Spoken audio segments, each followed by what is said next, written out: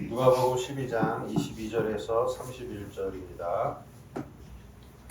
함께 읽겠습니다. 또 제자들에게 이르시되 그러므로 내가 너희에게 이르노니 너희 목숨을 위하여 무엇을 먹을까 몸을 위하여 무엇을 입을까 염려하지 말라. 목숨이 집보다 중하고 몸이 의복보다 중하니라. 까마귀를 생각하라. 심지도 아니하고 거두지도 아니하며 볼망도 없고 창고도 없으되 하나님이 주시나니 너희 연수보다 얼마나 더 귀하냐. 또 너희 중에 누가 영향으로 그 길을 한 자라도 갈 수 있느냐. 그런즉 가장 작은 일도 하지 못하면서 너희 작은 일을 염려하느냐. 백합화를 생각하여보라. 실도 많이 생각하고 짜지도 아니하니라. 그러나 내가 너희에게 말하노니 솔로몬의 모든 영광으로 이것이 이곳 하나만큼 훌륭하지 못하느니라. 오늘 내가 너희 가문에 던져지는 들도 하나님이 이렇게 이르시거든. 하물며 너희 가운데 믿음이 착한 자라. 너희는 무엇을 먹을까 무엇을 마실까 하여 구하지 말며 근심하지 말라. 이 모든 것은 세상 백성들이 구하는 것이다. 너희 아버지께서는 이런 것이 너희에게 있어야 할 것을 아시느니라. 다만 너희는 나를 구하라. 그리하면 이런 것을 너희에게 더하시리라. 아멘. 은혜가 노력보다 강하다. 은혜가 노력보다 강하다. 후덕후덕 하시는 분들은 느끼신 분들이고, 이게 무슨 말이지? 그러면은 아직 맛을 못 본 거예요. 이게 그 얘기예요, 오늘 말씀이. 하나님의 은혜 안에 있는 인생들이 노력하는 인생들보다 훨씬 더 큰 삶의 풍요로움을 누린다.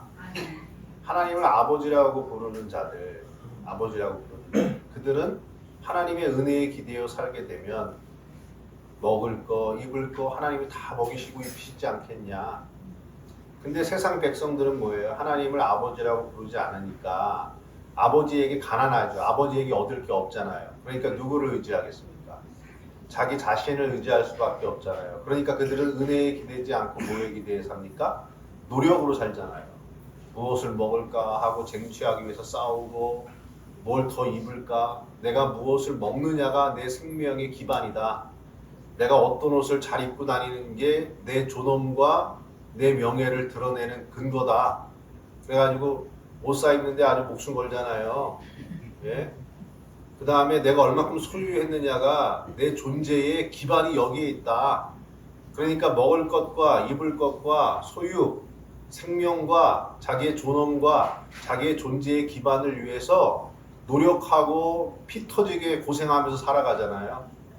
그게 뭐냐면 그게 하나님의 은혜 아래에 있지 못하는 인생들이 살아가는, 원래는 본문에는 원래 다른 데는 이방인들이 구하는 것이다.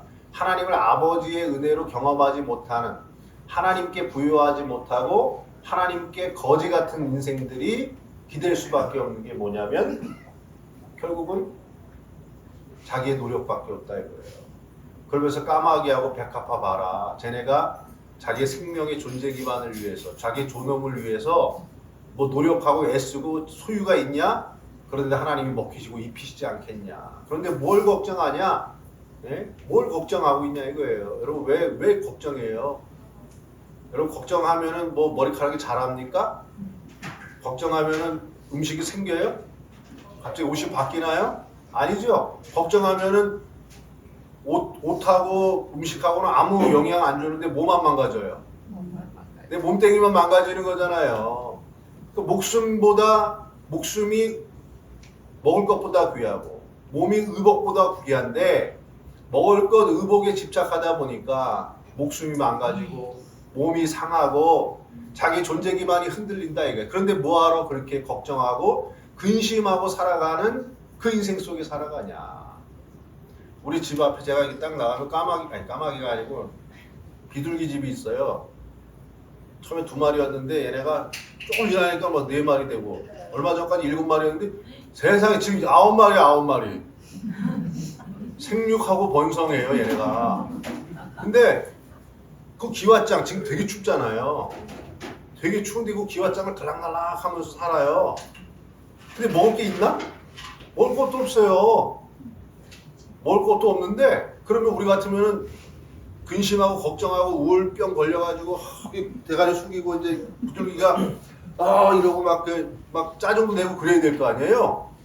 그죠? 매가리가 없고 얘네는요 하나도 흔들림이 없어요. 꼿꼿해요. 딱 꼿꼿하게 앉아가지고 저를 불쌍하게 봐요.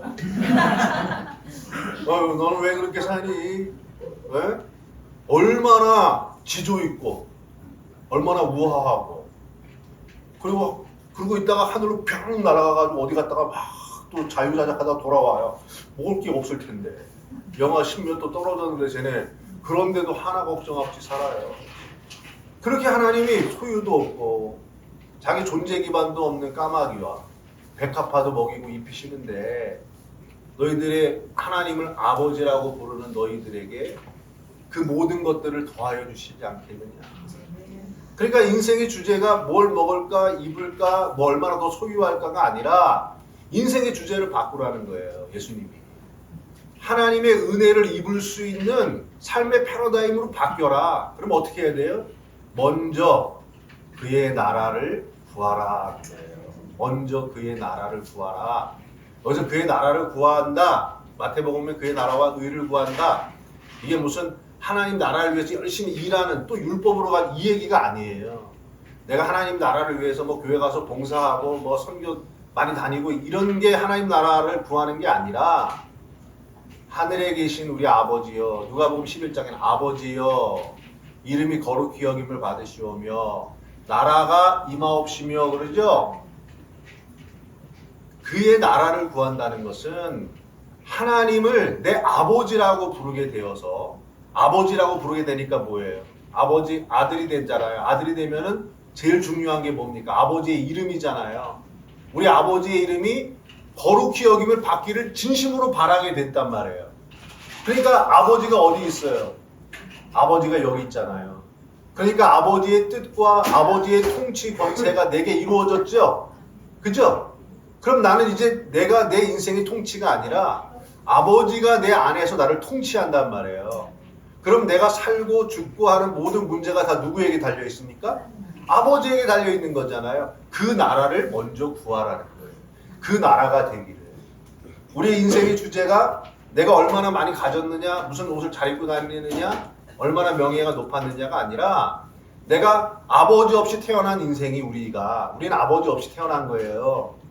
예, 육적인 아버지는 있지만 영적 아버지 없이 태어난 우리가 창조주이신 하나님을 내 아버지라고 부를 수 있게 되었고 그 아버지의 통치가 내게 이루어져서 내가 나라가 됐으면 그게 인생의 완성이고요.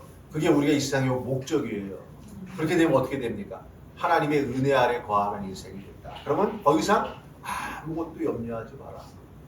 오히려 먹을 것, 입을 것, 존재의 소유 이거에 집착하던 것들이 아무것도 아니게 여겨지는 거죠. 왜? 아버지의 통치가 내 안에 이루어진 그 기쁨과 은혜가 충만하니까 그런 것들은 아예 보이지도 않고 그 아버지의 나라에서 누리는 그 평안과 안정을 누리며 살아가는데 내가 추구하지도 않았던 것들이 나를 따라오는 거예요.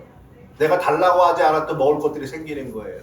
내가 달라고 한 적도 없고 요구한 적도 없던 막 넥타이도 생기고 옷도 생기는 거예요. 제가 광립교회에서 목회 한 11년 했는데 부목사로 있으면서 저는 넥타이를 원하지도 않거든요. 지금 넥타이를 원한 적도 없어요. 그리고 저는 상표가 뭔지도 하나도 몰라요. 근데 어디 신방 갔다 오고 그다음에 청년 막 하다 보면 뭐 하나씩 쑥쑥 생겨. 그 보니까 넥타이인데 저도 그 어떤 거 나중에 보니까 페리가 그런 것도 있는데 그 좋은 것도 몰랐어요. 그래가지고 그런 것도 생기고 그래가지고 이렇게 쌓아놓으니까 세상에 100개가 넘게 있는 거예요. 그리고 누가 양복 달라 그랬나 내가? 저는 양복 그런 것도 그렇지도 않아. 옷도 신경 안 써요. 그런데 양복이 30벌이 넘어요. 그래가지고 제가 나중에 다 바자회에 다 줬습니다. 양복하고 넥타이고 다 했어요. 내가 달라고 그런 적도 없어요. 그래서 저는 그냥 내게 주어진 목회를 했을 뿐이에요. 했는데 내가 원하지도 않았던 것들이 막 따라와서 그래서 입을 거 갖고 걱정해 본 적이 없네? 먹을 것 갖고는 걱정을 했어요. 왜 먹을 걸 걱정하냐면 너무 많이 주니까 살찔까봐 걱정되고 아유 또 먹어야 되나 이래 은혜가 차고 넘치는 거예요. 만약에 제가 넥타이를 사야 된다. 페리가모를 내가 갖고 싶어. 거기에 내 존엄이 달려있어. 라고 하면 돈을 20만 원을 모아가지고 가가지고 20만 원을 주고 사야겠죠. 그래봐야 몇 개 사겠습니까? 그 2개, 3개. 그 다음에 이거 어디 망가질까봐 이거 걱정하고 그러면서 내 목숨과 생명을 거기에다 다 낭비하고 살겠죠. 여러분, 은혜의 세계가 훨씬 더 큰 겁니다. 은혜의 세계. 내가 하나님이 내 안에 이루어진 나라가 되어서 그 나라됨을 누리면서 살아가면 은혜로 막 주어지는 세계가 있는 거예요. 은혜로 주어지는 세계. 이거는 맛을 봐야 알아요.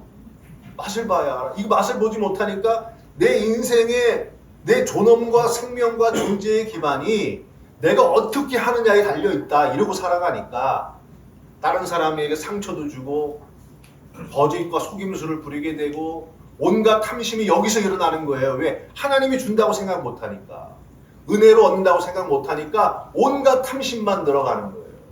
그러니까 여러분 그렇게 살아가는 인생의 모습이 결국 어떻게 되겠습니까? 탐심과 악독이 가득 찬 인생으로 가는 거예요. 그게 이 세상 살아가는 방식 아닙니까? 근데 그거를 뛰어넘어가는 방식이 있다. 은혜의 세계. 하나님의 은혜의 세계. 여러분 한번 잘 생각해 보세요.